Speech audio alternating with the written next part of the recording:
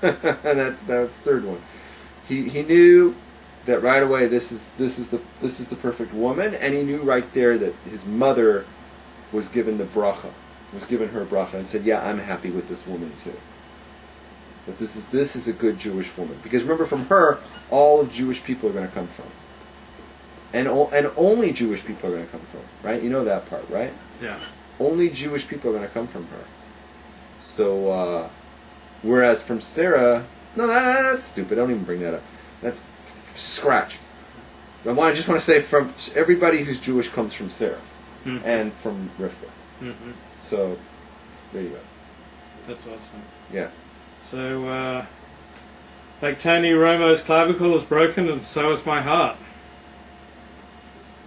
Why do you like Dallas Cowboys? It makes me sick. I hate these guys. I grew up a Rams fan. You know, mothers don't let your sons grow up to be cowboys. Remember that? Were you old enough for that? That was Jack Youngblood. Yeah. Jack Youngblood. Yeah, Mothers don't let their sons grow up to be cowboys. Cowboys were our arch rivals because we were the Rams, and they used to play each other every year in the playoffs. And I hated the Cowboys. Why do you like them?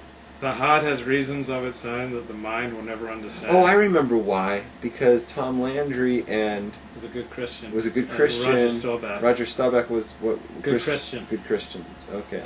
You know what? I happen to respect. We can do this. We'll give our. I still say he's the second best quarterback I have ever seen. Staubach. He's number one. Joe Montana. Yeah. That's without question. Yeah. Right? I mean, everybody agrees on Joe Montana number one. When you don't say that Joe Montana is the best quarterback, then you obviously have never seen him, or you don't know anything about football. Yeah. But he was the best football player I've ever seen. He was on a league of his own. Yeah. Right? I mean, that guy knew what was going to happen on every play before he got out of the huddle. I mean, he saw everything. The guy was amazing. I've interviewed him. Yeah, you told me that 4 times. Okay. He was the best quarterback that I ever saw. Now, I have to say something. I saw Johnny Unitas play, but he was at the end of his career, and I don't have an opinion on him. It's not fair for me to have an opinion on him when I only saw him at the end of his career. But I saw like all these other people, right, since that time. You know, let's say since like '68 when I started watching football. Yeah.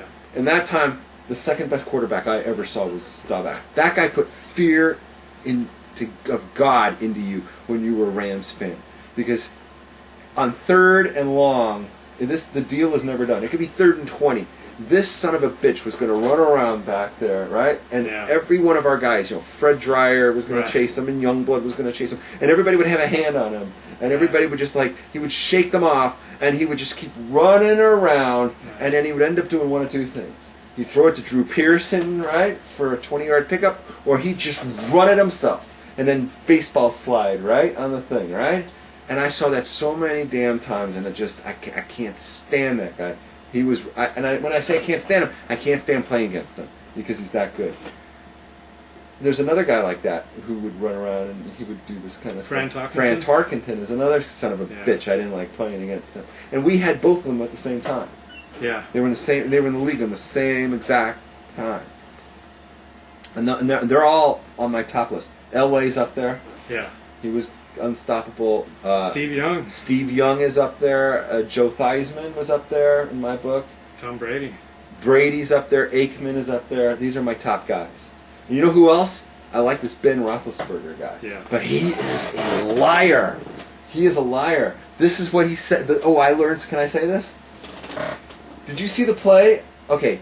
The play was he got the ball, and even on slow-mo, you can see that, as he's getting to the goal line, he coughs up the ball. Yeah. Even in slow-mo, there's no time when he's down on the ground holding the ball. He just, loses the ball, right? Yeah. It's fast speed, the ball just comes flying out of him. He actually said, after the game, he looked in the camera and he said, there was a big pile, and I thought I was holding the ball there forever, and then some guy was, pulling it out of my arm after, a couple of minutes or whatever, and eventually the ball came out. And I thought, oh my God, they should have blown it dead hours ago. If you look at the replay, is this guy on drugs? There was no pile. The ball just came flying out while he was running. This guy is an outright liar. And you know what I took out from that? What? That when he says he didn't rape that girl, yeah. He's full of shit. He has lost all credibility in my book.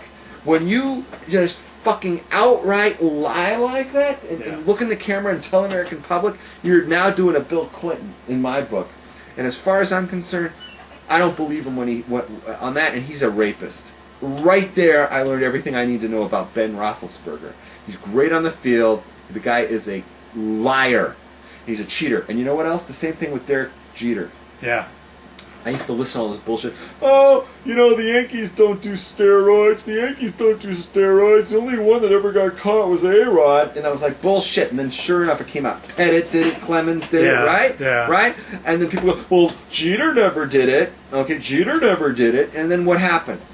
We saw he did that. He did that thing where he pretended to get hit by a pitch. Yeah. The ball was like 4 feet from him. I mean, the ball didn't even come close. Yeah. He's running around. I got hit by the pitch. I got hit by the pitch. I said, oh my God, this guy's a fucking liar. He's a cheater and a liar, right? And now I no longer believe that he's when he says, oh, I never took steroids. I don't have any reason to believe he's a liar, and he's a cheater. So I wouldn't put him past him to have taken steroids. Yeah. What when someone says, "Oh, he didn't take steroids," based on what? How do you know that? How do you know that he didn't? Right? So it's like, "Motzi Mechel Vera Lav Raya," right? Bring me a proof. You know what? I have reason to believe the other way now. By the way, you were right.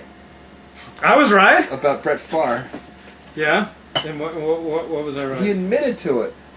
Oh, he admitted to leaving the voicemail. He admitted today to leaving the voicemails. Because I was saying, you know, well, maybe he didn't do it. You know, it's like maybe someone did an impression of Brett Favre, like called him up and said, "Hi, well, I'm calling. This is Brett Favre, and I'm calling, and you want to see my dick?" Right? And I was thinking, like, maybe like somebody was doing an impression of Brett Favre. I mean, it's possible, right? You know, like, and then it could be like anybody's dick, right? Right? But he actually admitted to the NFL today that that was him calling. And if he reaches a settlement with Jen Sturger, then she'll refuse to talk to the NFL. They won't be able to confirm the allegations against him, so he'll probably have to pay her $1 million. And then she won't talk to the NFL, and he won't get into trouble. Oh, she's gonna. This is her payday, huh? Yeah. This is her payday. Yeah. But get this, I was reading the story, and he admits to leaving her voicemail, but he says that's not my penis. So I said, you know what? This is like Michael Jackson Part 2. This is so easy to prove. This is so easy to prove. How do you prove it? Oh, you go ahead, tell them. You pull down his pants, and that's it. You bring him into court, and you pull down his pants, and if it matches, that's it. It's him. But what if he's not got a chub?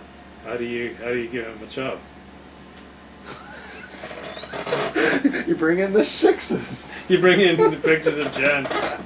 You just told us earlier the secret to getting wood is to bring the sixes. Yeah, bring in the sixes. Oh, either that or his wife. Oh, yeah. You know he's got a wife and 2 kids. Yeah, and she's getting through it on faith. She's what? Getting through all this on faith. You know, I feel sorry for all these women that have to go through all this stuff. You know, it's like the governor of New York. On the other hand, though, they get millions of dollars. So. It's like there's all these guys cheating on their wives and they get caught with their pants down. You know, it's like, remember the governor of New York? Yeah, Elliot Spitzer. And he was married. Yeah. Right. You know, and like Kobe Bryant. She got a $5 million ring out of that. Yeah. Oh, good. Okay, love you guys. So, stay in yeshiva. Don't smoke crack. All right. Thank you, everybody, for staying tuned all the way to the end of the